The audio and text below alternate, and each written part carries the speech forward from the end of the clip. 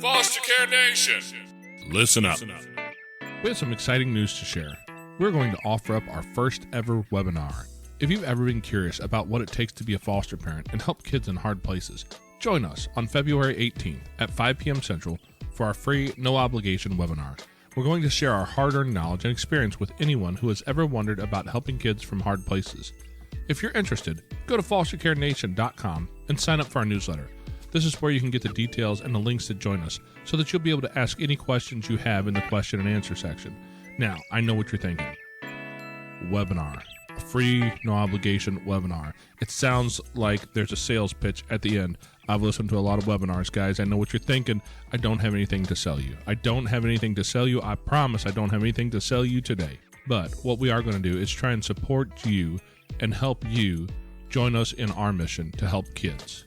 And if that's what you're interested in, come see us. I promise you, we're not selling anything today. We're just going to offer up our experience, our knowledge, and trying to help some people who are interested in helping kids. As you can tell in the background, I have some kids. They're here, they're noisy, and I'm not even going to try and quiet them down at this time, because I am not going to get that down there wound up out there, but you know what, they're happy. And that's what we're looking for. We're just trying to provide a safe place for kids, trying to help them through some of their traumas, some of their things, and make this world a better place. And if you want to join us on that mission, we welcome you to show up February 18th at 5 p.m. Central. Like I said, fostercarenation.com. Sign up for the newsletter, and that's where you'll have all the information come out. Thank you so much.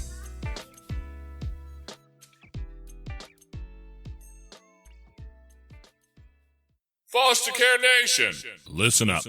This is Foster Care and Unparalleled Journey. Strength for the powerless. Courage for the fearful. Hope and healing for wounded hearts.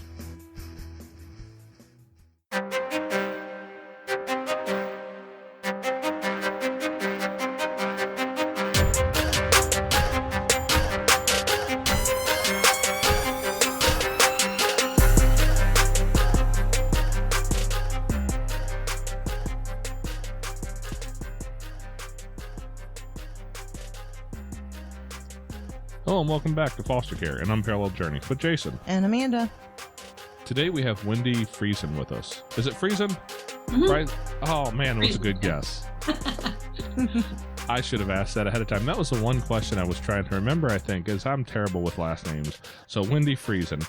And Wendi, you have a really interesting world that you work in and live in, because as we were just discussing, Wendi's toughing it out right now. She's got a hard time in the world of Hawaii over there, staring at the ocean and enjoying temperate climates, while we're over here. We can't decide what season we have in here in middle of the U.S. So we're dealing with summer 3 days a week and winter 3 days a week, and the fourth day is like a wild card. So we're a little bit jealous of you over there. Yeah. Well, it's been pretty nice. I've only been here about 2.5 months. I sold all my stuff from Colorado and finally decided I'm moving to Hawaii. So I'm on the Big Island, which is nice because my brother lives here. He's lived here for about 15 years. And I'm loving it. I feel great. That's awesome. Well, tell us a little bit about yourself. Well, one of the things that is the big part of my life is being a hypnotherapist. And when I started doing that in 1994, I went to a school for it in Sacramento, and I had no idea really what it was or what I was getting into. And as I started seeing clients, even when I was so new at it and I was so scared because I didn't know what the heck I was doing, and people got better from major issues in their life, like really difficult things that doctors couldn't solve and, going to counseling couldn't solve. And I was really intrigued. So in the last 25 years, I rose very fast to be one of the leaders in hypnotherapy because I'm very creative and innovative, and I like to solve difficult problems. So that's a lot of what I would do with my clients. And I started working with children very regularly, and that has been very rewarding. Hypnotherapy is one of those things that if you talk to people, some people will tell you it's amazing, and some people tell you it's just this thing out there. It doesn't really do anything. I mean, I've always been curious about it. How does it work? How does that work and help people, I guess, is the big thing. Yeah, and I would say it's still a mystery to me in a lot of ways, because really good hypnotherapists are doing things that are actually miracles that would not be expected, or that the medical community wouldn't say that is possible, or even the counseling or psychiatry. What we want to do first is create something that is the positive outcome that you do want. So if someone has migraines and they can't get rid of their migraines and they've tried everything, and then you become kind of immune to the medication that you inject yourself with, we want to change the way the subconscious is triggering the body to produce a migraine. And we want to find out what is causing that, which is something emotional or memory or some unresolved conflict. And then when you find that and release it, which you can't do by talking about it, because if the person knew what was causing it, they probably wouldn't have the migraines. But when you're in trance and you're relaxed, and I ask your inner mind to go to the cause of that problem, or the first time that you notice that happened, and then the person just lies there very relaxed and describes to me what they're experiencing. And then generally it's gone. That is crazy. But I mean, amazing at the same time. Yeah, and so many things that we just wouldn't expect. And, when we talk about kids, I just started working with some children. The first one was from Russia, and he had been adopted by a family in America. And I started working with him, and I had no idea what direction it would go, because he came over not knowing any English, and his story is just heartbreaking. But the work that we did together was totally amazing. These kids, the changes they make so quickly. Like I had a workshop that I was hosting, and during the break, a woman came up to me and said, my two daughters, they were monsters at school. They were in like second grade and third grade. She says each of their teachers says they disrupt the class, and they're always causing problems, and they're just yelling. They won't listen to anybody at all. And she says at home, our house is a battleground. It's just fighting all the time. So she says, I got them the Sleepy Kids hypnosis sessions that you have, and they listen to them. They're bedtime stories. They listen to them at night. And a few days after I did that, one of the teachers said, what did you do to your daughter? Because I said, she's being really nice and helping the other kids, and she's happy in class, and she's participating. What on earth did you do? And the same with the other daughter. They just transformed this horrible behavior that they had. And I can't imagine how that could happen that quickly. So then she says at home now, they want to help cook dinner. They set the table. They enjoy doing the dishes, and they're kind to each other and helpful. And this happens because of a bedtime story. Wow. We might could use some of that. I was going to say, we need that bedtime story. I'm going to have to look that up. What other kinds of stories or programs do you offer? Well, I have a lot of things for kids, especially with eating issues. If kids are picky eaters, if they only will eat one food, or if they're overeating and they're eating a lot of candy or sugar, or they don't move around and get any exercise. And each one is a different story that's specifically for that. Like one of the stories for kids who don't like to eat vegetables in particular, it's called Pickle Island. And the kids are stranded on an island. We don't know why, but there's just a bunch of kids stranded, and this big container washes up, and all it has is seeds in it for vegetables. So the kids grow all these vegetables, and they sit down, and I have them tasting all these vegetables. It tastes so good that they grew and that came out of the ground, and how happy they are that they're eating these delicious vegetables. And when they're doing that, their brain is opening up and expanding the area that does like eating really healthy, nutritious foods. And kids suddenly want to eat vegetables, and they aren't so interested in sugar and such. And then at the end of the stories, they're meant to be listened to when they're going to take a nap or go to sleep. But there's a lot of suggestions that I put in there, and suggestions for, like on the one with the Sleepy Kids with the wizard story, there's suggestions that you really do like being kind, and you like helping others, and you really enjoy your family, and just things like that are repeated very softly. That's really interesting. Well, as you well know, we talk a lot about foster kids and kids in adoption, and unfortunately, these systems have to exist, but we know that most kids who come into this system do not come in for any really good reasons. Yeah. So, even if it's a fairly minor reason that they end up in the place that they're at, or a child who comes in as an infant, there's always some level of trauma, even if it's just the loss of a first family, but oftentimes it's not. And we hear stories about neglect and abuse. We hear stories about abandonment. We hear stories about sexual abuse and physical and mental and all the way across the board. Yep. So have you worked with any of these kids who've been through some of those? So how can you help these kids get over that? It is difficult because a lot of times kids don't really want to talk about that. They're too embarrassed or ashamed, or they think it's their fault. But when you're young and you think it's your fault and you're a bad person, you grow up with that. And all your life, you have these beliefs, even as an adult, that something's wrong with you. It was your fault and you caused it. So Stephen, when he came over here and his parents brought him to me for some therapy, he was about 7. He hadn't told anybody what happened, why he was in foster care, or why he was abandoned or anything. And he told me. He decided to trust me. And this was just a huge step for him to trust me, because he didn't trust anybody. But his mom went in the grocery store, said, you wait out here, and she never came back. And then the police came and picked him up, and here's a 5-year-old being taken to places to be housed and through the system and everything. So in Russia, in the foster care, at least for the boys, the men who are in charge make the boys fight each other, and the one who wins gets chocolate. But the men who work there are placing bets on the kids, so they get to gamble. And this is what they endure, and the kids had to fight each other so that, they would possibly win and get some chocolate. The stories that he told me of what went on in the foster care there were just horrific. It was awful. But he told somebody. At least he was willing to get that out of there so he wasn't living with that secret himself.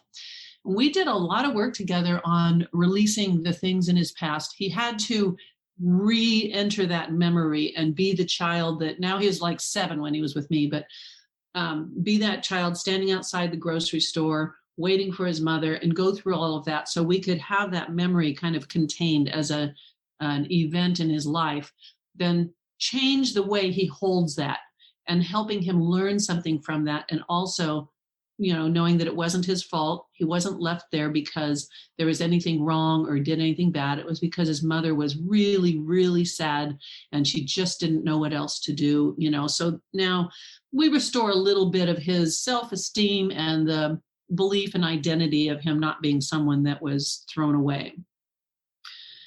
But it was tough when I found out that he had, the mom and dad told me, well, the orphanage said that he has a younger brother. And then they told us that he has a younger sister. And in a lot of cases, that's not true. They just want you to take more kids. So they ended up with 3 kids. The parents are both attorneys, and they're not very nice people. They're very, very stern. And their only way to try and raise these children is by more and more discipline. So for Stephen, when he came to see me, there was no discipline. There was total acceptance and love and understanding and compassion. And his life really started changing. Wow, that's the story about the Russian orphanage is interesting. Unfortunately, we had to reschedule. But right after this, we were going to speak with, I don't know if you're familiar with Oleg Lohid is his name. He has a TEDx talk, and he's from Russia and the foster care system there. And I've heard some of his TED talk and some of his speaking, and I think he has some similar stories. So it's interesting that you mentioned that as, it sounds like it's a very, very systemic problem in that system. And who knows if, what level of sexual abuse was going on there as well. Stephen never talked about that, but I assume that there was some of that as well. Unfortunately, you're probably very right. Yeah. So one of the things I did with him, since with kids, it's a little different working with them, we did a lot of physical things. So I'd had this roll of butcher paper and I rolled it out across my office. So there's about 12 feet or so of butcher paper. And we I had him draw this timeline of his life, like a little path, and it went all the way until he was 20 years old. And then we would, in the early parts of it, it was just black. We just draw black and just, do that and get all that anger and how he does deserve to be so angry and it shouldn't have happened. But, and then acceptance and that. And then events in his future that he put in, and he would draw things that represented these accomplishments and these events. And then he was going to be giving a concert, because he's going to be a pianist, and he's giving a concert to a whole bunch of people when he's 20 years old. And so he's got this whole goal of being this pianist, and somehow that just really drives him. So he's able to see and feel this entire life that he's creating, that he has some control over. And then I would have him close his eyes and relax, and I would take him on a visual journey in his mind of accomplishing these things and having them already happen, and what it feels like to feel so proud of the goals he set and the things he's doing. That sounds a lot like a program I heard someone else talking about, a psychologist on YouTube talking about, I think it's called a future authoring program, and learning to teach a child how to write their future more or less, so that they can back into it in their own mind and begin to create that. Is that kind of a similar pathway? Yeah, it is. And I do it with adults as well. And with adults, they get to go back on their timeline to times that were difficult, or times that, knocked them down or made them feel like unworthy, or whatever their issues are. So we go and resolve those. And when you get these difficult memories out of that subconscious mind holding it, we get the emotion out, and it no longer has this power over you. We change the identity of that memory, and meaning that instead of if you had always been told that you're useless, worthless, or you always just screw everything up, nobody wants to listen to you, or whatever the thing was, and what went with that identity, we change that so that now you're operating from some memories that have a different sense of purpose or meaning for you. And then doing the future timeline with adults or children is really, really valuable. So Stephen, he was doing so good. He came to see me for a year, but his parents were just not very nice. And it was heartbreaking that, I was the only thing in his life that was positive. So they wouldn't let him have a piano. I said, get him a piano, please get him a piano. He just has this drive to be a pianist, and they wouldn't do it. And then sometimes they brought the other two children in as well. So I worked with all three of them. And at one point we had a big metal kind of a plate. We went outside of my office, and I had them write down or draw some things that they're really angry about. And when we talked about them, worked on them, and then we burned them. Hey there, Foster Care Nation. We'd like to take a quick minute to step out of the podcast here and ask you guys for a little bit of support. If you could share an episode with people, friends, in a group, with family, anywhere where there's somebody who would like to hear this. Also, if you'd like to join us and support our mission, a couple dollars a month would be really helpful. You can find us on Patreon at patreon.com/fostercarenation. Now back to the show. So burning them, kids like fire. But it gave them something that just felt like, okay, now you can let all that go, because that's not what your life is about, and that's not who you are anymore. And it just symbolically really helped them, and they liked fire. That's really interesting. The way that you're reaching into a kid's mind to be able to help them work through past traumas and things like that, and even plan out to the future. One of the things that we've talked to quite a few different adults who have gone through the foster system, or were adopted, or maybe weren't even in the system, but who've been through lots of trauma in their past. How does this work when you're dealing with the adults who have old trauma that's been buried under layers and layers and layers that they've learned to hide? Is this an effective way to handle that? Boy, it is. And to release what's happening with that trauma and the way the mind is holding that trauma and everything that goes along with it, it makes you do things in your life, in your adult life, in ways that you feel like you shouldn't, or you shouldn't be so weak, or you shouldn't be so scared, or you shouldn't have these phobias, whatever it is. But so much of it stems from those traumatic memories. So a very difficult one was a client that he was an adult, about 25 years old, but when he was 8 or so, his father shot everyone in his family, including him. And Oh my. I know. Oof. And he did not die. Everyone else did. But he went through the memory. We have to go back into that memory and just experience it as an observer, because we've got to get the fear that's stuck in it, or the, whatever that trauma is that's held in your body. We've got to get that released. So he's observing the experience, which is just super hard, for me to lead him through, because we don't want to create more trauma. But by doing that, he could then go and rescue that younger child and make sure that that child is safe. Now, in that memory, now is stored the emotions of feeling safe and loved, and you're okay. And a horrible thing happened, but now you're safe. So now that's the emotion that memory holds. Well, I have to ask this because I'm a guy, and when I need to get something done, I go to YouTube or a podcast and figure out, how do I do this? And then I don't turn off the right circuit breaker, and I end up hitting myself with 220 volts of electricity. True story once. Yeah, it is. So you mentioned this, but this does not sound like it's a safe thing to just do by yourself necessarily, or with your friend who you're talking to. Is this the sort of thing that you can handle without some kind of professional help? Well, it depends on the level of trauma in the memories. You do want to have a really well-trained hypnotherapist there that knows how to do what we call regression to cause. And a lot of times there's memories that you might not know consciously were there, and they're not made up. It's just that your brain kind of blocked them off. And when they do come up, you want someone there that's going to be right there and can actually put their hand on your chest and say, okay, just take a breath and notice that young girl right there and what she's doing, what she's feeling, and something that just keeps them in that memory. And then we heal it because we have them embrace that younger girl and make sure she's safe. And we have ways to test to make sure that we've really resolved it. But if you did it with if there's a hypnotherapy session on YouTube or something else that's for trauma or for old memories, it's not a safe way to do it, because there's things that come up that you've got to have someone there that knows how to just go into it safely. There is one of my programs that I have on the past timeline that is recorded. You go into some past memories, but you do it from a disassociated viewpoint. So you're floating over this timeline of your past. And I said, whenever you see any area that's dark or it feels like there's some emotion, I want you to go down and just look at it and just observe what's happening and go all around that memory and notice what's happening.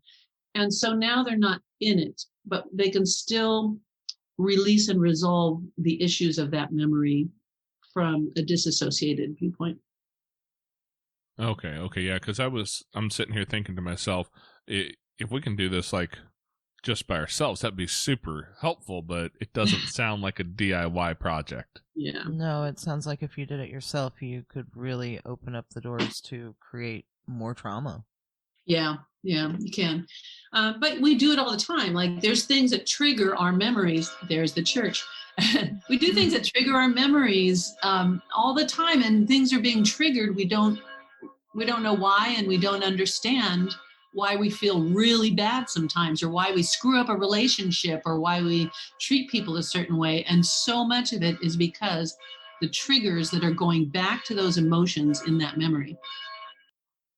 Well, as a parent that has lots of children with lots of trauma, what would I look for to know that your services would be something that I would need? Well, it depends on what kind of behavioral issues you're having. It's just almost anything that you're experiencing with your kids and difficulties they're having can be helped. And I'll give you a few examples. A girl in second grade that she was brought to me because her mom said she has a math phobia, and her mom told me, do not say the word math because she will fall apart. She will just be bawling and crying, and don't even say the word.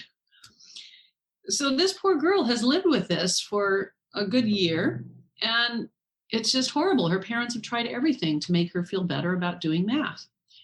So what I did is I had her get relaxed and told her a little bit of a story and said, now I want you to go back to where you learned to be afraid of the numbers and addition and subtraction. So she goes back to I guess it was earlier in that year. And I think it was in second grade, early second grade. And she says, the bell just rang and everybody's getting up to go get their coats so we can go outside. And I'm going up to the front of the room to get mine. They said, and what happens next? And she says, there's 3 boys that are standing with me and they're laughing at me and teasing me. And I said, what are they saying? They said, you're so stupid. You can't even add 1 + 1 + 1. And she said, I am not stupid. But they kept saying, you can't even add 1 + 1 + 1. And that became the trauma, that moment. All these kids that are coming up to the place to get their coats, she's feeling overwhelmed, and now she's feeling stupid, and they're ganging up on her. So what we did is we had her go into that body of that girl standing there. And I said, okay, nice and loud, you tell those boys that you are not stupid. You know how to do math, and you are a brilliant girl. And then I said, how are you going to leave this room? And she got a Pegasus, I think it was a Pegasus unicorn, and she rode it and she flew out of there. So now in this memory, she's having this sense of freedom and that she can go somewhere else and think a different way. And she did that. That was it. She never had a fear of math anymore. She could do math just fine. And she has a heck of a way to leave a room now, too. And her parents every day dealt with her in tears for months and months.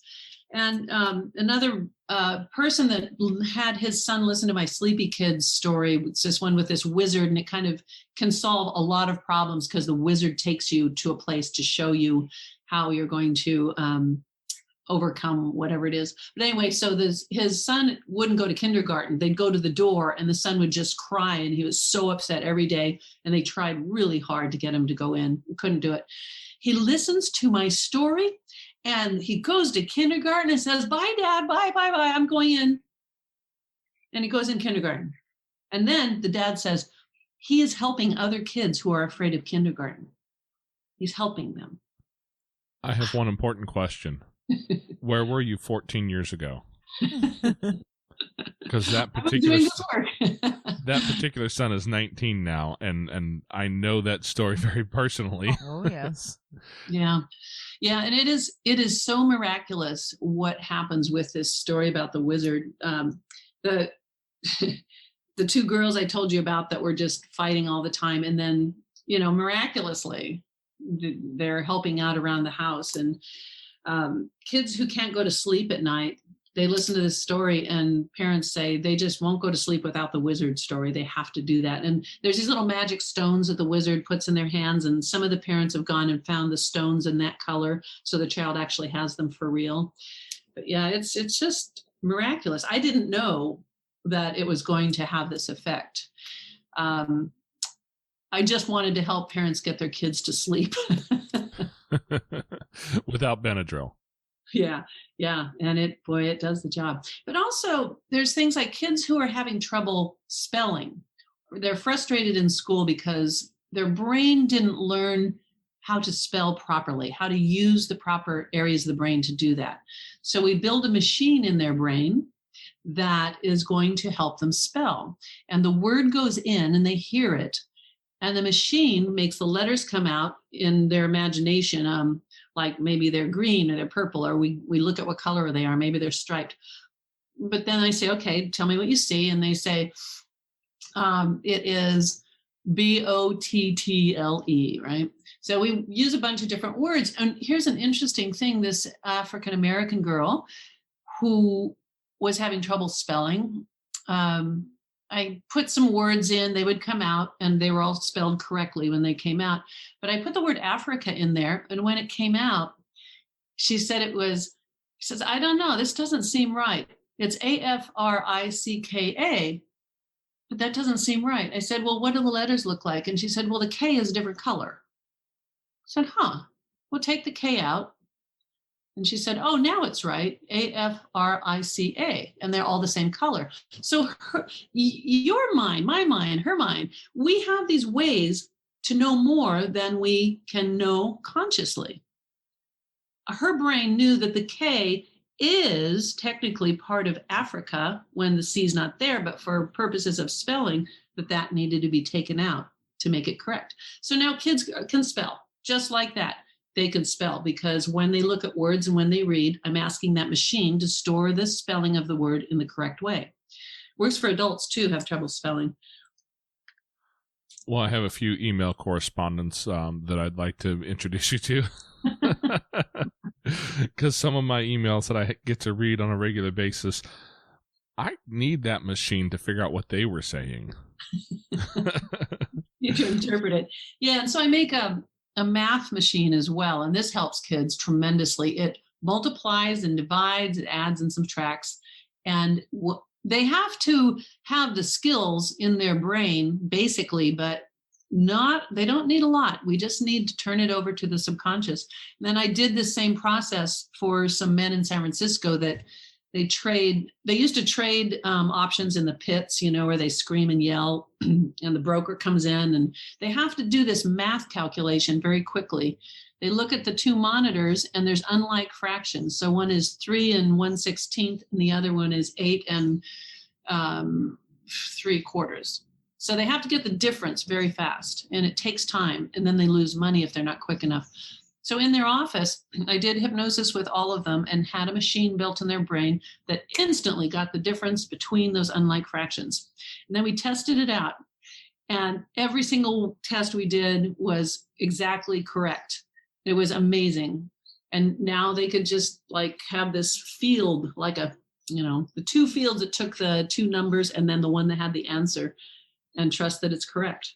That's amazing. I do have this question because I've dealt with a lot of kids, and I've tried to help a lot of kids through a lot of different things with varying degrees of success over time. It's gotten better over the years as I've gotten a little bit smarter and had more experience. But one of the things that I notice, it seems like desire is a necessity in this. Kind of. Well, in my experience, what I've done, I tell people all the time, I am a part-time, completely untrained and uneducated psychiatrist. So, so that's why I'm saying, for me, it seems like I have to find somebody who's willing first, and I have to kind of work on that willingness to change first. Is what you're talking about, is this something that somebody has to want to change? Because when you're dealing with kids who've come to the foster system, oftentimes they've dealt with enough trauma that they don't realize that the trauma's there and that it's affecting them. Their worldview is different than mine is. Yeah. This is my life and this is how I feel safe, and I don't want to change it, because if I change it, I lose the thing that makes me feel safe. Mm-hmm, mm-hmm. So how do we help kids who don't want that change because it scares them, even though it might really help them? Right, because they don't know what it's going to feel like. And if it's unknown, it creates even more fear and uncertainty. They do need something that they can depend on that does feel the same. So going into the future in their imagination, they are going to experience something. Let's say it's just a few months in the future, it's 6 months in the future, and they're going to experience themselves being maybe playing a sport, and they're doing really well and people are proud of them and it feels good, and it feels like all that stuff in the past, all that sadness or worry or fear, it's just gone now. It's just, you've let it go and you're doing something that makes you really happy. Now we're creating this feeling and this experience in their mind, but it is held as a real memory. We say that the subconscious doesn't know the difference between a real and an imagined event. So when a child is imagining it vividly, the subconscious is accepting that it is a real memory. There's a lot of opinions about that, but that's one of the theories. So if that's the case, this child is playing baseball, people are having fun, part of a team, feeling like he or she is really important and doing something they love. Their mind holds that as a real memory. And so now the fear of going out and being a different person or taking a chance or putting themselves out there is less. For instance, if a child is just really afraid to participate in class, maybe I take them to a time of a few months in the future where they're getting up in front of the class and they're giving a presentation, and it's fun because they created this thing and the kids are all just really liking it. And the teacher's really proud. Now you have this memory that, oh, it's okay for me to get up and participate in class or to talk to the kids, and, just attaching positive emotions. And for parents, I think one of the most difficult things is that everything you're saying to your child is going in, and it's like a hypnotic suggestion. If you say, why do you always screw this up? It's just, you're making it really difficult on me. Why do you make these mistakes? You're just reinforcing in that child's mind that they do make mistakes. Or why can't you just do your math homework? It's not that hard. Why don't you get it? Now, what you've done is you've implanted more suggestions about, why don't you get it? Why do you think it's so hard? So we want to change the words that we use, and we want to make them into something positive and say, it'll get easier for you. Your brain is learning how to do this. And every time you practice with your math, it's going to get easier, and I'm here to help you. Now you've implanted a suggestion that it will get easier. Like with kids in sports that are having problems, there was a boy I worked with, and for some reason, I don't know if it was his dad or his coach, but the boy was playing third base, and he would drop the ball when it was thrown to him. And they kept telling him, why do you always drop the ball? You got to quit dropping the ball. You're causing all these, problems, and we're losing games, whatever. So his whole entire auditory message when he was getting ready to have a ball thrown to him at third base was that you're going to drop the ball. You're going to drop the ball. And he said, I can hear it. I can hear it now. We do this in slow motion, and he's just hearing all these words that you're going to drop the ball. So what we did is we just changed it to, no, you got this. And now here comes the ball. The pitcher is throwing it right to you. And when your glove is up, it sticks in your glove and it stays there. Now you throw it perfectly right to the person that you need to throw it to. You just changed the words. So watch the words that you're saying with your kids. If they don't eat their vegetables, say, why don't you eat vegetables? What is wrong with you? They taste good. You're always giving me such a problem with eating vegetables. And then buy Pickle Island and have them listen to that. But the words we use, they're so powerful. Implanting suggestions, and even when you explain the story of Pickle Island, it kind of implies something to me that maybe, just maybe, you don't have an overnight success option here for us, that this is something that we need to work on over time and allow it to grow and not expect it to be a miracle solution every time? Yeah, it does take some time in a lot of cases. If you are a hypnotherapist, things happen like just, instantly in each session. So if you do take your child to a hypnotherapist, you'll get some pretty big issues resolved very quickly. Or like I have so many recordings for kids that, like if your child wets the bed, you have the child listen to the story in the evening when they're going to sleep and to stop bedwetting. And instead of all the shame and embarrassment and all the fear, and I imagine so many foster kids must have that problem from all the emotional trauma. Oh, yes. Yeah. And all they're operating out of is, the shame and embarrassment and limitations in their life. So they can listen to a recording and sometimes have an instant, like miraculous change where they don't wet the bed anymore. Or it might take a few days for the brain to rearrange the way it's controlling how it decides to pee or to hold it in. So instead of talking about wetting the bed or not wetting the bed, there's wording that you'll stay dry all night. And that little place in your body that knows how to stay closed tight all night, your brain knows exactly how to do that. And we give the brain a little helper that's going to monitor it at night while they're sleeping and help it stay closed tight all night. And it's just amazing. It actually works really quickly. But I was working with a little boy named Grant who was 7 and he had never had a dry night in his whole life. And he's so sad about wetting the bed every night. So we did this thing and had him imagine, that place in his body was going to stay closed tight all night. Then I had him go swim with a dolphin and look at the baby dolphin's blowhole. And this baby dolphin is learning how to keep the blowhole closed tight so no water goes in or out. And he helped this baby dolphin learn how to keep that closed tight. And that was part of what was then affecting his brain and his body to make that connection. But after our second session, he asked his mom to call me on the phone, and then he got on the phone with me and he said, "Wendi, this is the best day of my life." Because first time he had been dry, and he continued never to wet the bed. Oh my gosh. That's amazing. That's yeah.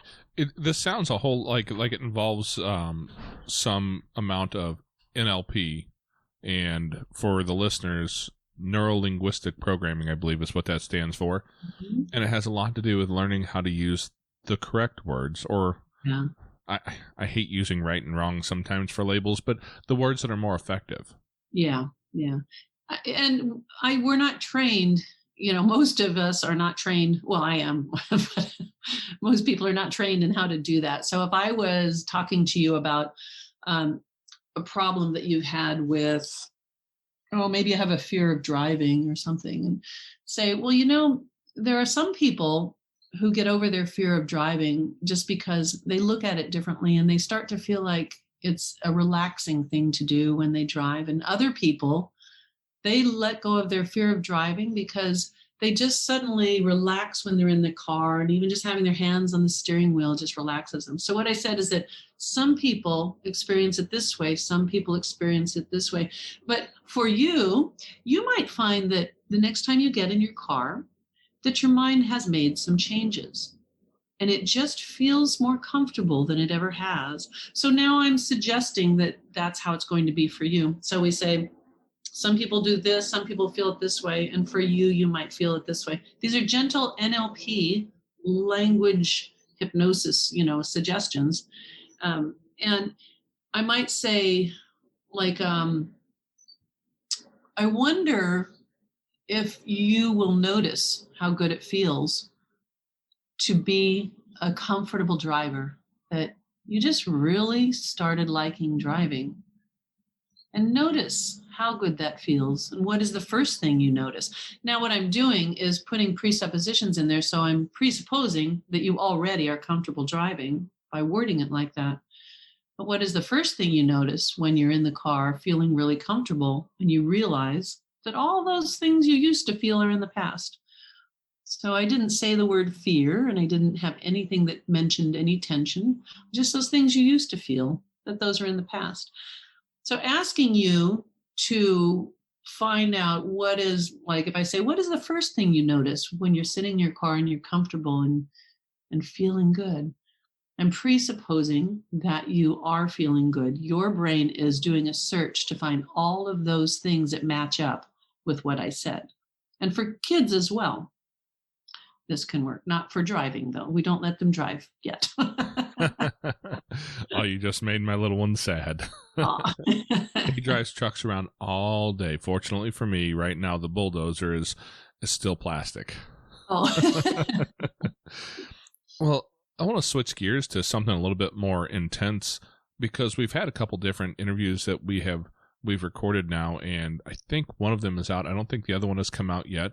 It's two different stories about RAD, and for people who are not familiar with RAD, it's reactive attachment disorder, and that's a big one. I'm just going to assume you know a little bit about that.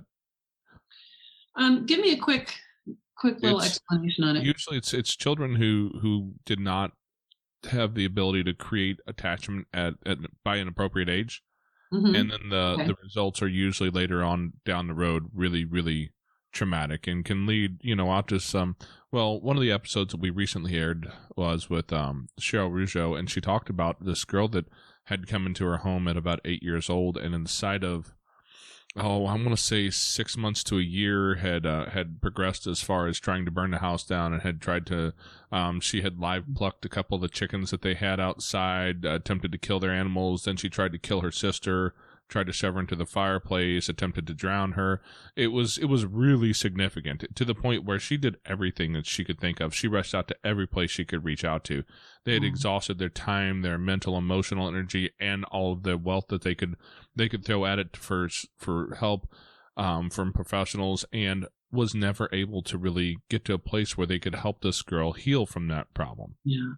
Now, Wow. some of those kids do have much better stories, and there's a story coming out soon here in a few weeks. Gina Hierman, I believe it is, and she had a little boy who was adopted from Bolivia, I believe, Bulgaria.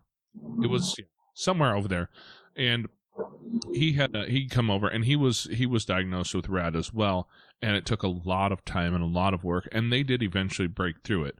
But is hypnotherapy the sort of thing that could be a real game changer for some of these kids who've experienced, and it's usually because of some really significant trauma from a caregiver, from a primary caregiver at a young age. And in foster care, we see that way too often.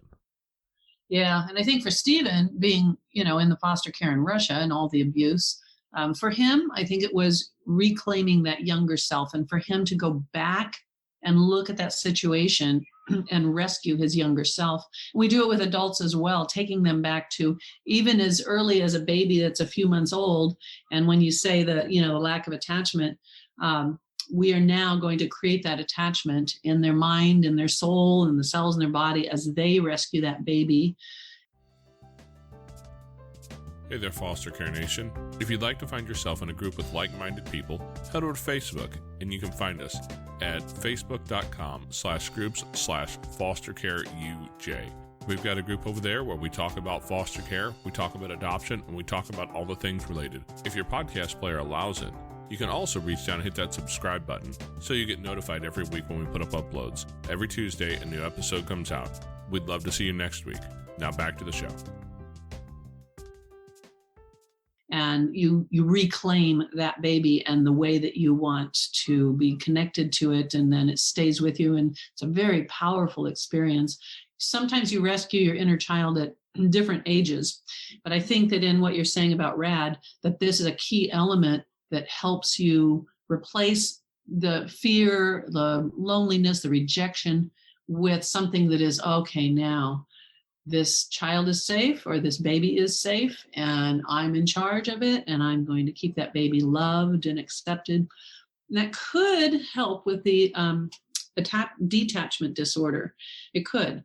I know it helps adults for sure, but I haven't done it with kids to have them go and like reclaim that baby that is, really in that situation. But I suspect that it would work wonders, because for adults it does. It's just miraculous what happens when they get that child and all the memories that they've held of feeling rejected or in danger or in fear. And when they do that and they claim that child and bring it back into their heart and soul, then that child in your memory is now safe.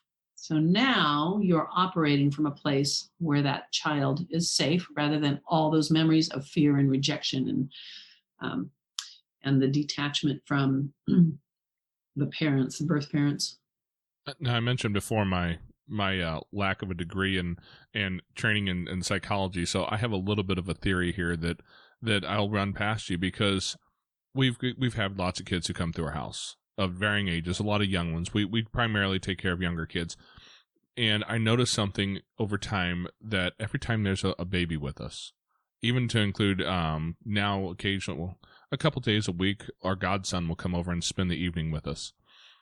And when we have a baby in the house, I have seen more than one 14, 15, 16-year-old boy who can be a pain in the butt when they want to be, who have a hard time regulating emotions, suddenly kind of melt into just this amazing little caregiver who will come over. I want to hold the baby, Dad. At one point, I had CJ and Austin were probably, about 13, 14, 15 years old, and they would come home from school, and they would argue over who gets to hold the baby. Oh, and yeah, I look at it him first. and I watch it, and it's almost, and here's my theory, is that somehow or another, it's, mentally you're caring for the smaller version of you. And I think I see that even in adults. You walk into a room with a baby and watch people just, melt, and everybody wants to hold the baby and talk to the baby, and they get so sweet and kind, and hardened people that you work with sometimes that you're like, no, this guy's an a-hole. I'd never let him near him. But you watch him just change. And it's amazing the power of an infant in that way. And I kind of wonder if it's not some of that. Yeah. Yeah. Because the thing that I'm having people do, going back to when they're rescuing their younger self, is they are holding that and looking in the eyes of that child or that baby and just opening themselves up to the vulnerability of having that baby and then giving it all that love. So you're right. When you're holding, someone else's baby, it's still you transferring that feeling of your childhood and maybe healing some of it.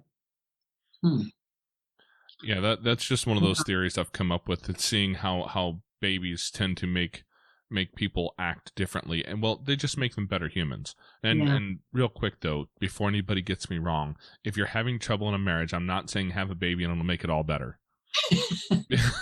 Because don't do that. Because then they cry and scream and wake up in the middle of the night and they start to get teeth and they throw fits and they do all those sorts of things that babies do. But it's those moments that I see a difference, that I become a different person. I notice it in myself. Yeah.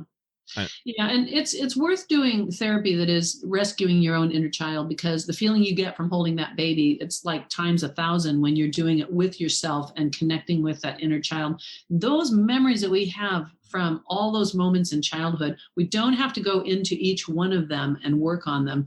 We want to look at a few that are the most impactful in a negative way that created whatever the pain is you have.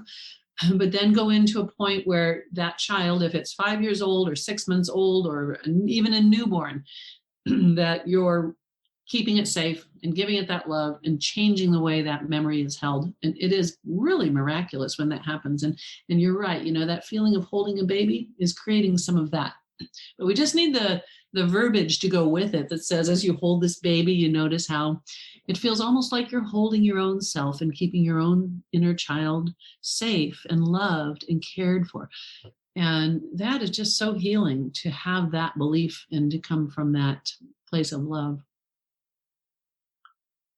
Yeah, that's an amazing help that we've found with kids, is just seeing a little one actually transform what could have been 20 minutes ago a war zone in our home. Because, I mean, I'm going to be honest here. We've been doing foster care for what, 10 years now, 12 years, something like that. Yeah, 12. And people look, oh, God bless you, you're amazing people. No, we're just learning to be patient people. And our house is a war zone, just like every other house some days, especially through those difficult years, because we have lots of trauma. I do want to ask you this, because as you talk about all this, it sounds really, really, really helpful. But do you do this? Do you do any of this work through Zoom, or is this or some other platform, or does it all need to be done in person with a therapist that you can physically walk in and spend time with? Yeah, if there's trauma involved, you really want to do it in person, and you want to make sure that your hypnotherapist is very well trained, that they have a lot of experience. And most of them are. People who do hypnotherapy, I find that they're passionate about it and they just immerse themselves in it and get all the training they can, and they get more training and just, more with the brilliant minds who are innovating hypnotherapy. On Zoom, my issues are that if somehow we lost the connection, what if I have, this woman has gone back to her childhood at, this 1-year-old self, and here she's crying and sobbing because she's finally able to let that go and reclaim that child. But what if the connection goes bad? Or what if the sound glitches a little? Or, it would be a really difficult moment to just have this thing that's wide open and we haven't resolved it. And that's one of the things I worry about. So we don't take everybody back to these traumatic events, but if it is going to involve trauma, sometimes people they go right back into it without even being asked. We're not asking them to go back to a time when they felt, afraid or worthless or anything. Sometimes it just happens. Now, an interesting example is a woman who, she was in my office and she had migraines every Thursday, horrific ones, and they'd tried everything. So I asked her to go back to the first time her mind learned to feel that way. And she's in my chair and all of a sudden she can't breathe. And she's going, and her head's shaking back and forth, and she's not breathing, and she looks like she's choking or something. And I'm like, whoa. So I said, when I count to 3 and I touch your shoulder, you will stay right there, be able to breathe easily and gently. 1, 2, 3, and touched her shoulder. And she went, and started breathing. And I said, stay right there in that moment, but breathe easily and tell me what's happening. Now, if this had happened on Zoom, it would have been a little bit more difficult and a little more uncertainty for like, oh, how do I get her to breathe? So she says, my husband is strangling me. His hands are around my neck and he's strangling me and I can't breathe and he's trying to kill me. This is what was happening, and her brain recreated it. And so then, of course, she was breathing and she could work through that. And I said, what day of the week is it when he's doing this? And she said, it's Thursday.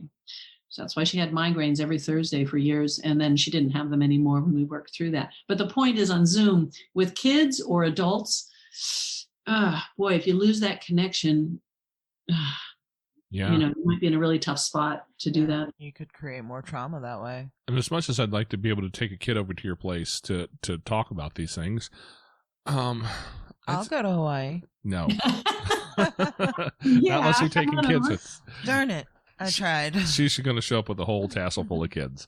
No, but I mean, so obviously this is not an option for everybody to take a flight over to Hawaii. So Right. If you're going to go look for somebody who can do this sort of work, what do you look for, and what kind of questions do you ask to make sure you've got somebody who's not, well, real quick, when I was in the Army, I'd injured my back, and I had an officer tell me that I needed surgery right away. Looking at him, I could tell one important thing. He was within 5 years of my own age, and I was a young guy. And I'm like, no. I could tell pretty quick he did not have the experience that I wanted for a surgeon who's going to cut on my back. But so what, how do you know who you're dealing with? Because people can tell you all the time they're good and we're awesome. We do amazing things. How do you know who you're dealing with, and how do you find somebody who's going to help through real traumatic stuff? Yeah, and I'm so glad you asked this question, and we can get this out there. There are some really horrible hypnotherapists. I just watched a training from a guy in England that he's very well known, and he's been doing this for a long time. And he was doing a training, and he had a veteran sitting in a chair, and had that veteran go and experience something difficult. And then for 30 minutes, all he did was say, let it go, let it go, let it go, over and over and over. And it was like, no, you're not helping. And it was horrible. And people are seeing that training thinking that's how you deal with trauma, and it's not. So you want to look at their experience, where they got trained, how many years they've been doing it. Do they have any trauma training? And where did they get that training? Because it is a very important piece of your training, is to know how to deal with trauma, because it comes up. I have a golfer, and I'm working with a golfer. What could go wrong? And all of a sudden he goes into some big memory when he was 5 years old, just out of the blue. You've got to know how to deal with it. So there are hypnotherapy organizations that will let you become a certified hypnotherapist online for $29. They'll give you a certificate. You supposedly take this training, but there's no oversight, there's no practice, and it's horrible that people could be called that. So look at the history of all the trainings they've had, what conferences that they show on their bio that they've been a teacher at or a trainer. And once you go to your first session with that person, you're going to have a pretty good idea of whether you feel like you can place your confidence in them. Because the bad ones stick out pretty quickly. But you got to look into their background. Like if you look into mine, 25 years, and I have been flown all over the world to do hypnotherapy with some pretty amazing people, including the Russian mafia. I didn't know. It was in Cyprus, but it went fine. But you have all these different experiences, and I've been to so many trainings, and I've been a trainer at all these different conferences, and you got to just look at the wealth of training a person has had. And if you don't feel right about it after the first session, don't keep going back to that one. Find the one that you say, okay, this person can help me. Yeah, I that's one thing I always like to do is that trusting your gut thing, because I used to kind of wonder what that really was, but the little bit of education I found about it, the way that the brain works, the way that we're, our first language is body language, right? A baby learns to hold his hands a certain way when he wants you to pick him up or to give you a bottle, and you learn all that stuff as a baby, and then we forget that we know that language, and we speak it all day, every day. The other way to find a good one is there's several organizations that are really good organizations for hypnotherapy. Like there's one in London that if you were living there and you wanted to find a therapist, you would contact that organization and ask who they would recommend, because they know who's been trained in different things. In the US, there's 3 or 4 really good organizations that you can go to and they'll refer you. It's an unregulated industry. It's not really industry, but it's unregulated. It's unfortunate that there isn't a higher, like, across the board standard. Not that we want the government to get into regulating hypnotherapy, but it is something that anyone can call themselves a hypnotherapist. But the government is so good at regulating all of our lives. Oh, yeah. In so many ways.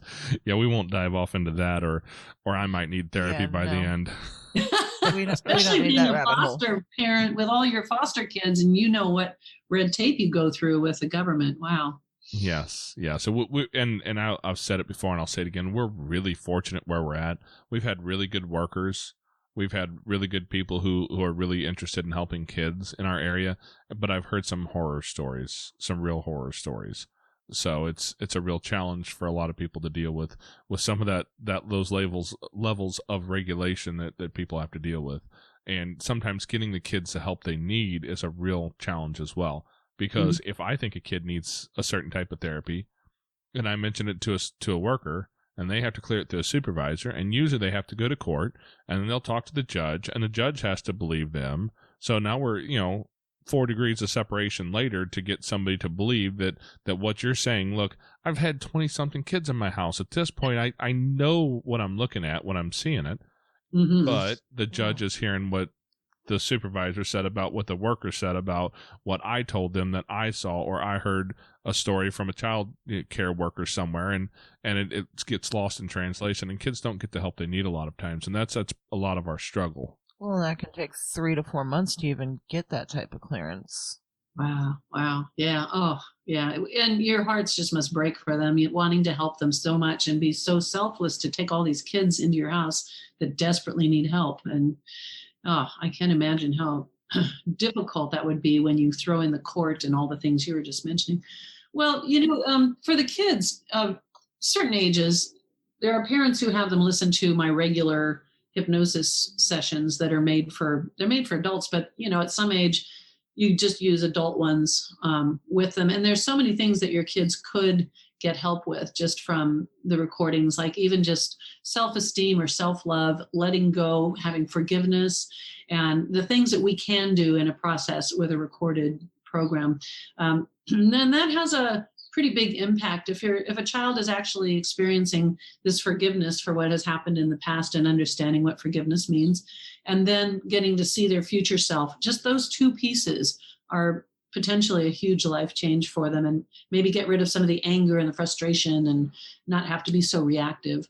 There's a kindergarten teacher that used to play my CDs for her kindergartners when it was nap time, and she played the adult CDs because I didn't have kids stuff then. And she said, "This is so great because the kids are like so happy and they love the stories and they love the processes and everything." So, you try it and see what happens. Well, yeah, because I understand that a lot of kids, when they go through that trauma, their child brain to some extent becomes usurped by their teenage brain long before their bodies are teenagers. Yeah. And when these kids have to deal with that trauma, have to become the adult in the room oftentimes and deal with that. So you're dealing with a kid who's on a different level than your average kindergartner maybe. For sure. Yeah, they've experienced a lot of things that no kindergartners should ever go through, and their brain doesn't know how to manage that or what to do with that.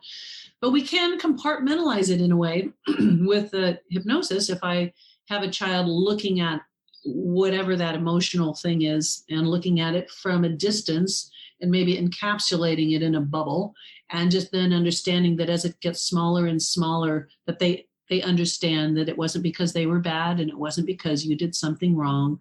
It was just a very, very sad thing that happened to you, and it gets smaller and smaller and smaller. And then let's replace it with that child, no matter what age they are, embracing that younger self and creating the love and acceptance and the belief that, yeah, it wasn't my fault. It was just something bad that happened, but now things are changing. Yeah. And boy, I think that with the miracles that I've seen in the child stories that I have, that those might help some of those young children. It might give them something that it changes their perspective, and it opens their mind to some different images and emotions and sensations. It could have a big effect. Absolutely. So you have these products out there available for people. How would they find them? If you go to Wendi.com, and Wendi is with an I, so it's WENDI.com, I have all kinds of programs that are set up in a format so that you can just go through them, and it tells you what to do each day, tells you which ones to listen to. Some of the programs have some program or a session you listen to in the morning when you first wake up. And you stay in bed and just put it on because you're already kind of in hypnosis. And then there will be a therapy session during the day, and it might say, write down what you noticed about that time in your life and write down the emotions or something like that.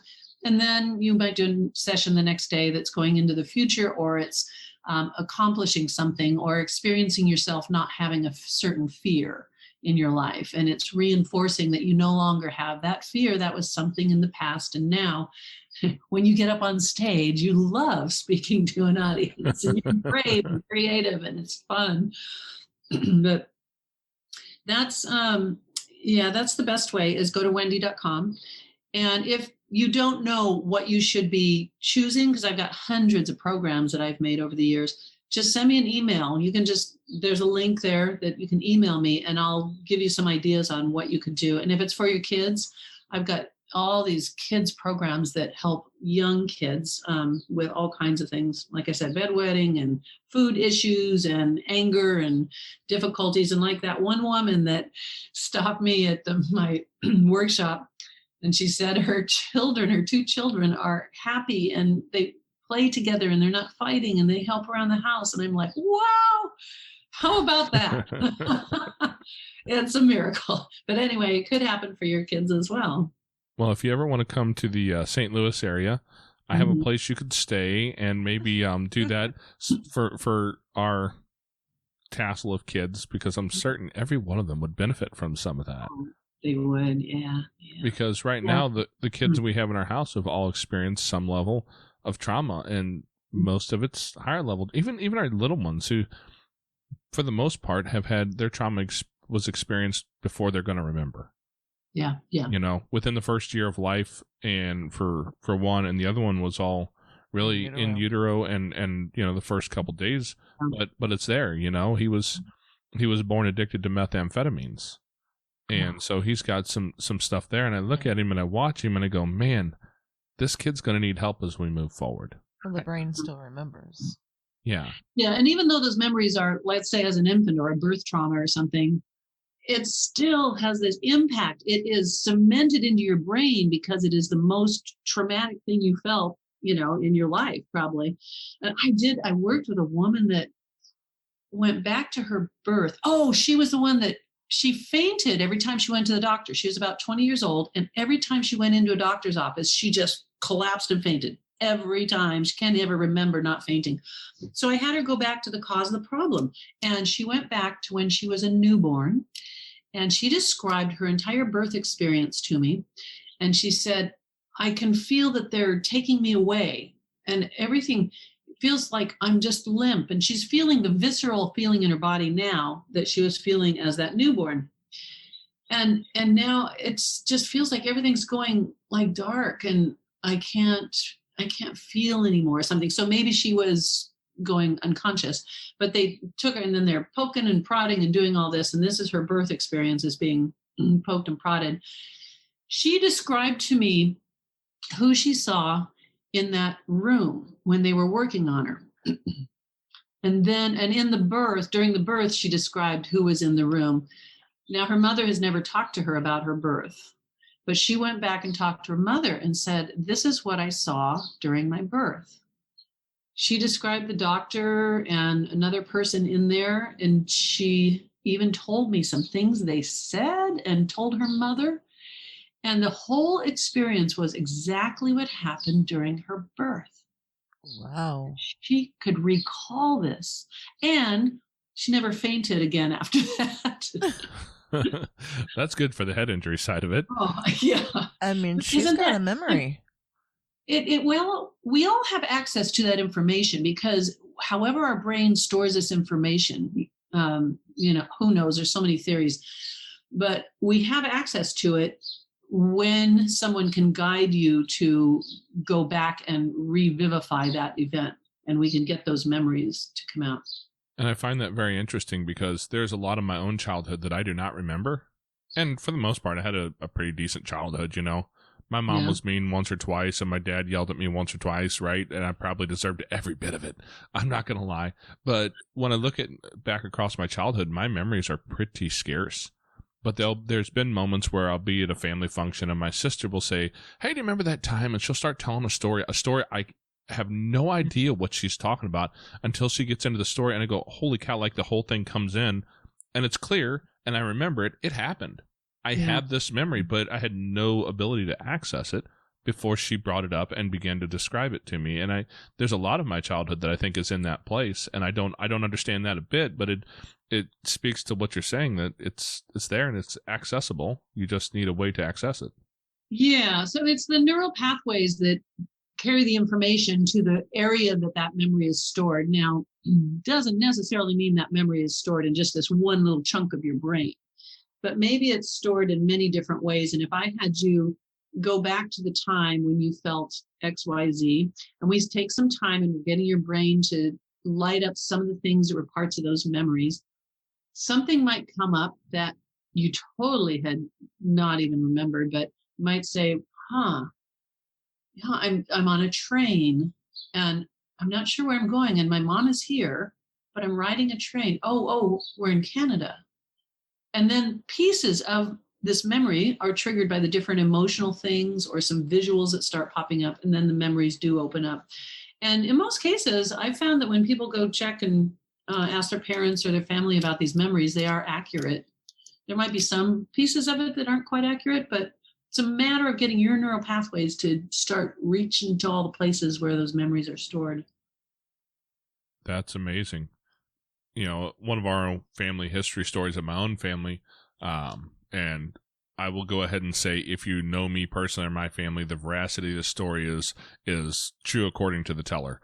But my grandmother, my maternal grandmother, had some issues, some mental health issues, and supposedly my grandpa went to the library and got a book on hypnosis, and supposedly worked for years trying to help her get through that. Now, I don't know if that's true or not. Wow. But, this would have been something that would have happened in the mid 50s, early 60s. Wow. And again, it's just a testament to guys and our ability and desire to go figure out how we can fix it and go fix things. Mm-hmm. But, it's those things that, man, we all need help through some of these things in our life. And I think that, especially as guys, we're less likely to want to reach out for that. And as foster parents and foster dads, oftentimes we're less likely to be the one to reach out and say, hey, let's find some help for this kid. Instead, I've got the solution. Come here, boy. That kind of mentality. Threatening punishment, more punishment. They don't need more threats. And that's the thing that has been difficult for me. I grew up in that world, right? That's just the way my parents were raised and their parents and so on. And that was what I thought parenting really was. If you do this, then I'll do that. I'll make your life difficult to the point that you want to do what I ask you to do. And it seems like it's a viable parenting model. But when you're dealing with, especially with kids who have difficult trauma in their background, it's not as effective. Yeah. And there aren't any rewards that are going to motivate them because they're coming from a place of anger and rage and all the trauma. So there's something we do called parts therapy that is kind of an NLP process, but it would work with kids of many ages. And then, so if there's a child that's really angry about something, You can say, hey, well, let's sit down and take a look at what's happening here. If you could get them to just close their eyes and take a few breaths and say, there's a part of you that wants to be angry. And we want to know that that part is still loved and that part deserves to be heard. So can you find that part of you? Like, is it in your shoulders or your chest or your belly? Where do you notice that part of you that just needs to be angry? And then maybe they say, oh, it's in my chest, and say, what color is it? And it's red. And how big is it? What does it look like? It's like it's all across my chest or whatever. So we want them to get in touch with that very slowly. And what we're doing is getting the things that they need to be angry about to be connected to it being a part of them. And, and it's just a symbol that we're creating. But now we're going to talk to that part. So you ask, we know that part needs to be angry, that there's a purpose for it to be angry. But could you just ask that part, just silently go to that part and ask it, what do you really want? And just let that part tell you what it really wants. And then maybe the child will say, well, the part just wants to break everything. It wants to just destroy everything. Say, okay, well, just say thank you to that part for that information. And even deeper, is there something that part wants? And maybe the child says, it wants everybody to quit being mean to me. Say, yeah, that's so true, isn't it? So tell that part thank you. And even deeper, what does that part want? And maybe, now the child just says that part really wants to be able to feel loved, and it just doesn't feel loved or something. So now you've gotten down past the part has to be angry, the part is feeling this, the part actually wants to be loved.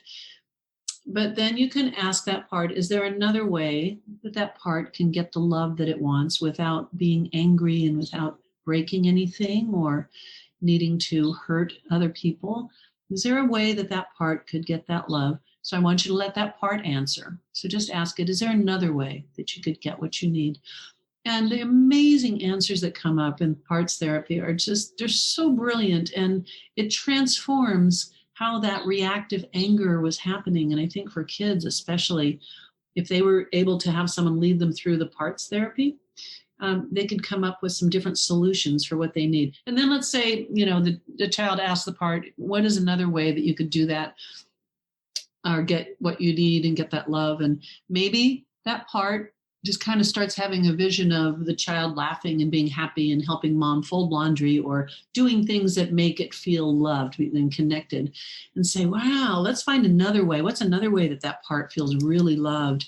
And so the child is building all of these different connections to the things that make him or her feel loved, where before, when they were feeling rejected or that they weren't lovable or they weren't worthy of it, they just had an anger response. It's the only response they could have because they're pissed off. And it's not because you're not loving them now. It's just that they can't receive it. They just don't know how to make it happen.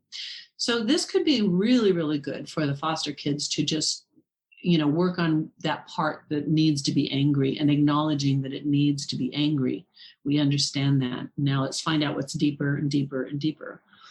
So, so we talk to, foster parents, adoptive parents, or maybe even some hopeful foster parents out there who are people interested in becoming foster parents. What's the one or two things that you would advise people when they're walking into this? Because we're not getting neurotypical kids walking into our house all the time. We're not getting kids who have sunshine and roses in their background. Mm-hmm. They're going to have some trauma walk into their house. So what advice would you give them? One or two things that would help them be able to connect with kids and keep that relationship open? Yeah. And we just have to look at, as a parent, your own stuff that's reactive and the things that you're battling with from your childhood, because those things are going to get triggered if you haven't released them or resolved them. Yeah, that's a difficult one because each situation is going to be so different. But I know, like working with Stephen all that time, first thing when you were asking that question is like, don't be assholes. His parents were kind of assholes. They were very stern and very mean. Like when she would drop Stephen off, the other two kids were in the car and open the windows and they want to say hi to Wendi because they really like the stuff we've done together. And the mom says, no, keep the window closed. You can't do that. Well, why not? Don't be an asshole.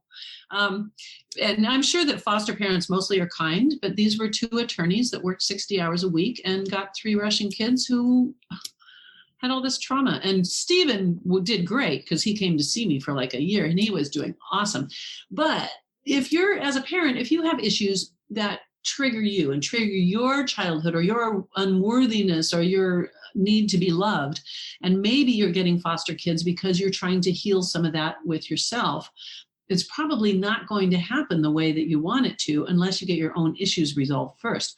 So people who are going to be foster parents, let's clean up your inner child work. Let's get any of your trauma dealt with so that you're not reacting from that. Because that, that's a big one with kids, to not let it transfer to your own issues. So look at the things in your past and really get to a point where you resolve them. Work on forgiveness in your family atmosphere that you had growing up, or even currently with a marriage that's gone bad or someone who did you wrong. Look at getting that forgiveness done. And the forgiveness doesn't make what happened right. It doesn't mean it was okay. It means that you're no longer holding anger about that event and you're willing to release it and understand what happened that made that particular event so impactful. So the forgiveness is really important. And just so people know, it doesn't mean that made the other person right or made the situation right, but it's making it so you're no longer reacting out of that event or that emotion. Absolutely. I love the idea of understanding the difference between forgiveness and forgive and forget, because that second one, I think, is an unwise idea usually. Yeah. We neutralize the memories. So if we go into forgiveness and I'm angry at my mother because when I was young, I just felt so rejected or scared, or maybe because spanking was like a big deal when I was a kid with a belt. And or a switch. So a lot of my anger of feeling like so helpless to being spanked like that, but then I take the person as an adult, I take you and put you into the mind and the vision of that person. So in this case, I would go into the mind of my father and looking through his eyes and feeling what he feels. And he was a preacher all of his adult life, and he had a church, and the word of God was what taught him and his family when he grew up, that taught him that you spank your children, that's how you raise your children. Spare the rod, spoil the child. How many times did I hear that one? Yeah. And so then I can forgive him because that's the only way he knew. That's the only thing he believed that was the right thing to do in God's eyes, was to spank your children. Now I can forgive that because he didn't know any different. It wasn't his fault. It was what he was taught. He could have made different decisions, but this one was one that he felt was the way he had to raise children. I think that was one of the things that allowed me to really connect with my own father, is when I got to the point to realize that he was just a guy like me, kind of lost and kind of stumbling through a path without a book that told him all the secret answers. He was just trying to find his way through it just like I am. And that's brilliant.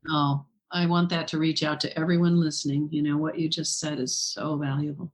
My dad and I always had a good relationship, but when I got to that point, it was just a game changer for me, that I was understanding who he was.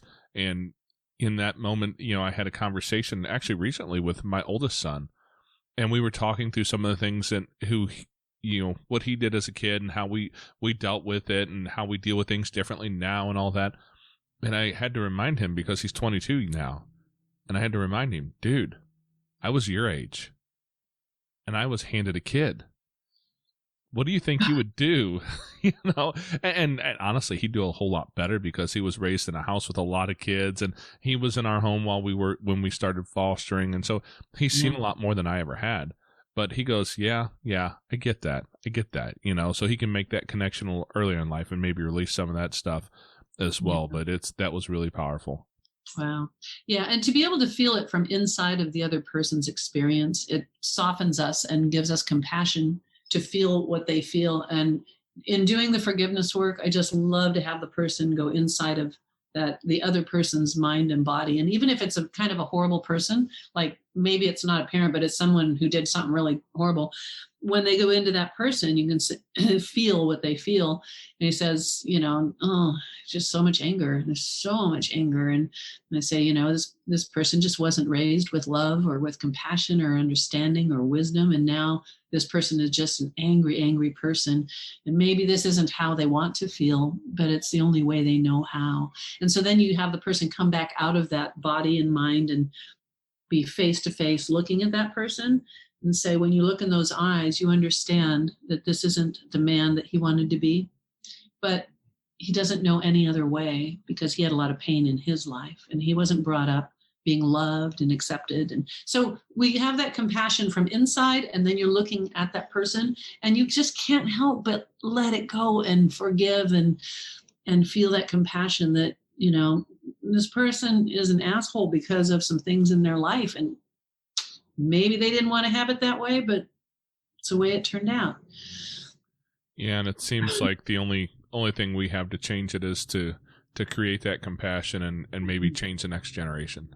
Yep, everyone's fighting their battles. But when you do the hypnotherapy to get your issues dealt with, it is such a different world out there. I did it. I went to a group thing. It was 4 days to start with, and it was all day, and sometimes you'd be there till midnight or past midnight, and it was brilliant.